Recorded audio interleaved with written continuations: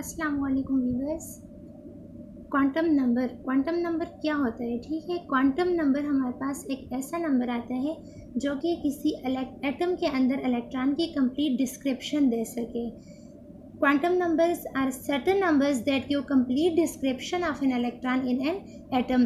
Complete description का मतलब क्या हुआ कि वो उस इलेक्ट्रॉन की energy, shape of orbitals, orientation and spin के बारे में हमें कंप्लीट डिस्क्रिप्शन देते हैं। या हम दूसरे अल्फाज में ये भी कह सकते हैं कि इलेक्ट्रॉन जो है, एटम के इलेक्ट्रॉन के एड्रेस जो है वो हमें कौन देते हैं? क्वांटम नंबर देते हैं। ठीक है, तो बेसिकली हमारे पास 4 क्वांटम नंबर हैं: principal quantum number, magnetic quantum number, azimuthal quantum number and spin quantum number. Principal quantum number को पढ़ेंगे कि प्रिंसिपल क्वांटम नंबर कौन सा है। इसको रिप्रेजेंट किया जाता है n से, and it describe the size of orbitals और एनर्जी लेवल। क्या डिस्क्राइब करते हैं? साइज ऑफ ऑर्बिटल,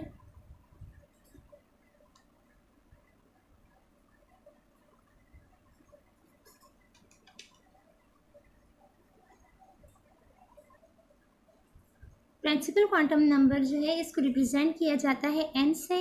ये इलेक्ट्रॉन के साइज, मतलब साइज ऑफ ऑर्बिटल शो करता है, डिस्क्राइब करता है, एनर्जी लेवल को डिस्क्राइब करते हैं, नंबर ऑफ नोड्स को डिस्क्राइब करते हैं। ठीक है, फिर अगर मतलब हम इसमें देखते हैं कि अगर हमारे पास नंबर जो हो, n का नंबर जो है ये क्या है? 1 हो। ठीक है, तो ये कौन सा शेल शो करेगा?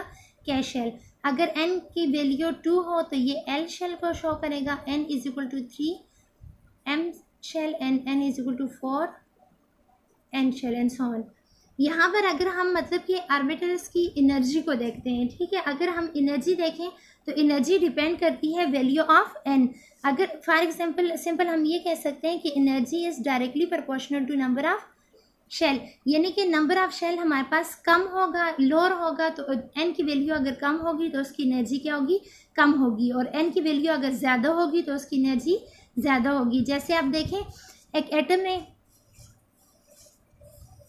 इस एटम में हम देखते हैं कि ये जो इलेक्ट्रॉन है ये न्यूक्लियस के बिल्कुल करीब है। ठीक है, यहाँ पर अगर हम आउटर शेल में इलेक्ट्रॉन को देखते हैं तो न्यूक्लियस और इलेक्ट्रॉन के दरमियान का जो डिस्टेंस है वो बहुत ज़्यादा है, जबकि यहाँ पर न्यूक्लियस और इलेक्ट्रॉन का डिस्टेंस कम है। तो कम होने की वजह से इन दोनों की अट्रैक्शन ज़्यादा है, यानी इसकी एनर्जी जो है वो क्या है? बहुत ज़्यादा कम है। तो इसे हम क्या कहते हैं? n is equal to 1, n is equal to 3 and n is equal to 4 and so on.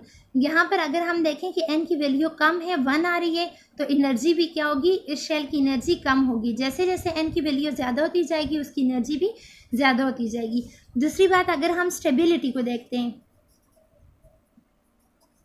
तो स्टेबिलिटी के लिए जो है, स्टेबिलिटी एनर्जी के इन्वर्स हम ले लेते हैं, is inversely proportional to energy. यानी कि एक इलेक्ट्रॉन, एक शेल में इलेक्ट्रॉन की एनर्जी अगर कम होगी तो उसकी स्टेबिलिटी क्या होगी? ज़्यादा होगी। अब यहाँ पे देखें, ये जो इलेक्ट्रॉन है जो न्यूक्लियस के करीब है इसकी एनर्जी कम है, तो ये इलेक्ट्रॉन क्या है हमारे पास? इस ऑर्बिट के अंदर, इस शेल के अंदर ये इलेक्ट्रॉन ज़्यादा स्टेबल है। जबकि हम इस इलेक्ट्रॉन को अगर देखते हैं तो इस इलेक्ट्रॉन की एनर्जी जो है ये बहुत ज़्यादा है। एनर्जी हाई होने की वजह से ये हमारे पास क्या है? अनस्टेबल है, इसकी स्टेबिलिटी क्या है? कम है। तो हम ये कह सकते हैं कि स्टेबिलिटी जो है, स्टेबिलिटी और एनर्जी का इन्वर्स रिलेशन है। अगर स्टेबिलिटी ज़्यादा होगी तब जब हमारे पास उसकी एनर्जी कम होगी, और जब शेल में इलेक्ट्रॉन की एनर्जी ज़्यादा होगी तो वो स्टेबल नहीं होगा। फिर इसके बाद आ जाता है एज़िमुथल क्वांटम नंबर। नेक्स्ट आ जाते हैं एज़िमुथल क्वांटम नंबर। ठीक है, एज़िमुथल क्वांटम नंबर कौन सा क्वांटम नंबर है? अगर मतलब हाइड्रोजन के स्पेक्ट्रा को जब देखा गया था, मतलब प्रिंसिपल क्वांटम नंबर जो है, अगर उस प्रिंसिपल क्वांटम नंबर को हाई रिजॉल्विंग पावर स्पेक्ट्रोमीटर से देखा जाए तो वो स्प्लिट कर जाती हैं फर्दर लाइंस में। ठीक है, तो ये जो स्प्लिटिंग होती है, ये फर्दर लाइन में जो स्प्लिट होता है उसे क्या कहते हैं? सब शेल कहते हैं। ठीक है, तो इसको स्टडी करने के लिए फिर एज़िमुथल क्वांटम नंबर यूज़ हुआ था। एज़िमुथल क्वांटम नंबर को रिप्रेजेंट किया जाता है L से, और इसके लिए जो मतलब नंबर का फार्मूला जो यूज़ होगा वो क्या है? 0 to n-1। यानी कि हम इसमें देखेंगे कि जो एज़िमुथल क्वांटम नंबर है वो जो सब शेल है उसमें कितने इलेक्ट्रॉन आते हैं या कौन से सब शेल आते हैं। तो azimuthal quantum number tell us about sub shell and shape of sub shell. It is represented by L। फिर इसके लिए वैल्यू अगर हम देखते हैं L को डिटरमाइन करने के लिए कि के अगर हम लेते हैं, के शेल लेते हैं, ठीक है, यानी n की वैल्यू अगर हमारे पास 1 हो, n इज इक्वल टू 1, और ये हमारे पास कौन सा शेल आ जाते हैं? के शेल आ जाते हैं। ठीक है, के शेल n की वैल्यू अगर 1 हो तो इस फार्मूले में अगर हम देखते हैं कि एज़िमुथल क्वांटम नंबर का हमारे पास क्या आ जाएगा, l is equal to 0 to n minus 1, n की वैल्यू क्या है 1, 1 माइनस 1 क्या आ जाएगा 0 आ जाएगा, तो l की वैल्यू क्या आ जाएगी 0 आ जाएगी। ठीक है, यानी कि ये 0 ये शो करता है कि जो फर्स्ट हमारे पास सब शेल है वो क्या है, एस सब शेल है। और ये एस सब शेल क्या होते हैं, स्फेरिकल होते हैं। ठीक है, इस तरह स्फेरिकल सा शक्ल इसकी इस तरह स्फेरिकल शेप होती है। ये हमारे पास क्या आ गया, कैश शेल के लिए आ गया, यानी कि अगर n की वैल्यू 1 हो, अगर हम कहें कि कैश शेल है और n की वैल्यू 1 है तो उसमें जो सब शेल हमारे पास आएगा वो क्या होगा, एस सब शेल होगा। ठीक है, फिर अगर हम कहते हैं कि एस की के की वैल्यू सेकंड जो शेल है उसकी वैल्यू क्या है, एल शेल है हमारे पास, और n की वैल्यू क्या है 2 है। अगर हम n की वैल्यू 2 लेते हैं तो इस केस में जब हम देखते हैं तो हमारे पास फार्मूला में अगर हम इसको पुट करें तो क्या आएगा, l is equal to 0 to n की वैल्यू क्या है 2 है, तो 2 माइनस 1 क्या आ जाएगा 1, यानी 0 टू 1, तो l की वैल्यू हमारे पास क्या आ गई 0 1 आ गई, यानी कि जो l शेल होगा, जो n की सेकंड जो शेल होगा उसके सब शेल हमारे पास क्या आएगा, p सब शेल आएगा, यानी कि इसमें 2 सब शेल आएंगे, एक तो ये s सब शेल आ जाएगा और एक ये p सब शेल आ जाएगा। ठीक है, तो p सब शेल जो है उसके लिए हम क्या यूज़ करेंगे, वैल्यू 1 यूज़ करेंगे, नहीं वैल्यू 2 आ जाएगी, क्यों 1, तो एल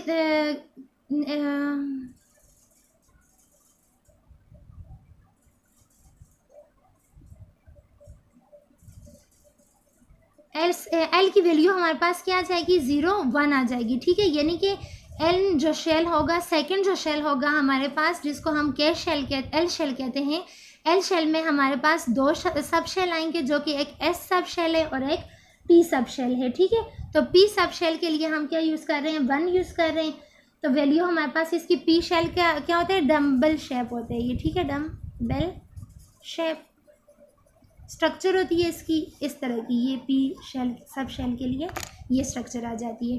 ठीक है, तो अगर अब हम कहते हैं कि हमारे पास जो n है इसकी वैल्यू 3 है, n इज इक्वल टू 3, यानी कि कौन सा शेल है, m शेल है हमारे पास, तो ये m शेल जो है ये मेन शेल है, ये इसके फर्दर कितने शेल आ जाएंगे, l is equal to 0 to n minus 1, n की वैल्यू क्या है 3, 3 माइनस 1, तो ये क्या आ जाएगा 2, यानी कि 0 टू 2, तो l की वैल्यू हमारे पास क्या आ जाएगी 0 1 2। ठीक है, तो ये कौन सी वैल्यू 0 1 2 आ जाएगा, तो ये कौन से शेल को, इसमें हमारे पास सब शेल जो आएंगे वो कितने होंगे, 3 सब शेल आएंगे। 3 सब शेल में कौन से, एस पी और ये डी सब शेल आ गया। ठीक है, तो डी सब शेल जो है इसके लिए हम डम्बल शेप लेते हैं, यानी कि इसकी स्ट्रक्चर जो होगी डी सब शेल की इस तरह की होती है। ठीक है, तो सिंपल ये होगा कि जो थर्ड शेल हमारे पास होगा, एम शेल जो होगा, उसमें कितने सब शेल आएंगे, 3 सब शेल आएंगे। ठीक है, फिर अगर हम देखते हैं एन की value 4, n is equal to 4, तो एन की वैल्यू अगर 4 आ जाएगी, इसी तरह इस फार्मूले में हम पुट करेंगे, यानी कि एम एन शेल हम ले रहे हैं, एम मेन शेल जो है, तो इसमें हमारे पास क्या आ जाएगा 4 माइनस 1 3 आ जाएगा 3, तो ये वैल्यू क्या आ जाएगी एल की, L is equal to 0 1 2 and 3, यानी कि सब शेल कितने आ रहे हैं हमारे पास 4 सब शेल आ रहे हैं। 4 सब शेल में हम ये कह सकते हैं कि एक ये 0s के लिए आ गया, ये p, ये d और ये f सब शेल आ गया। ठीक है, और सबसे कॉम्प्लिकेटेड जो स्ट्रक्चर होती है वो हमारे पास f सब शेल की आती है, इसकी जो शेप होगी वो क्या होगी, कम्प्लेक्स शेप है f जो आएगा हमारे पास सब शेल। तो ये एज़िमुथल क्वांटम नंबर था। ठीक है, मेनली ये किसको रिप्रेजेंट करते हैं, एज़िमुथल क्वांटम नंबर सब शेल की शेप को रिप्रेजेंट करता है, कि इसके लिए हम जो यूज़ कर रहे हैं एस पी डी और एफ, यानी कि sharp, principal, diffuse and fundamental, इनकी शेप क्या आएगी, एस के लिए स्फेरिकल आ जाएगा, पी के लिए डम्बल शेप हम ले रहे हैं, डी के लिए डबल डम्बल आ जाएगा। ठीक है, और एफ के लिए फिर मोर कॉम्प्लिकेटेड शेप आ जाती है। अगर हम इन सब शेल में नंबर ऑफ इलेक्ट्रॉन को देखते हैं कि ये इस एक सब शेल के अंदर कितने इलेक्ट्रॉन एकोमोडेट होते हैं, तो उसके लिए फार्मूला यूज़ होता है 2l प्लस, फर्स्ट के लिए हमारे पास 0 थी। ठीक है, तो ये क्या आ जाएगा 2 × 0 + 1, तो फर्स्ट शेल में हमारे पास कितने इलेक्ट्रॉन आ जाएंगे, 2 इलेक्ट्रॉन आ जाएंगे, ठीक है। यानी कि फर्स्ट जो एस शेल होगा हमारे पास, एस सब शेल जो है इसमें मैक्सिमम नंबर ऑफ इलेक्ट्रॉन जो ये अकोमोडेट कर सकता है वो 2 आएगा। इसी तरह अगर हम सेकंड शेल के लिए देखते हैं, पी शेल के लिए देखते हैं, जहाँ पर हमारे पास एल की वैल्यू जो थी, ये एल की वैल्यू 1 की इक्वल थी, ठीक है। तो अगर इसी फार्मूले में हम एल की जगह 1 लगा दें, एल की वैल्यू पुट कर दें +1, तो ये वैल्यू क्या आ जाएगी, 3 2s are 6। यानी कि जो पी सब शेल होगा उसमें हमारे पास तकरीबन कितने इलेक्ट्रॉन एकोमोडेट हो सकते हैं, 6 इलेक्ट्रॉन एकोमोडेट हो सकते हैं। इसी तरह डी और एफ के लिए भी सेम यही फार्मूला यूज़ कर सकते हैं नंबर ऑफ इलेक्ट्रॉन के लिए कि एस सब शेल में कितने इलेक्ट्रॉन हम ऐड कर सकते हैं। नेक्स्ट क्वांटम नंबर आ जाता है मैग्नेटिक क्वांटम नंबर, ठीक है।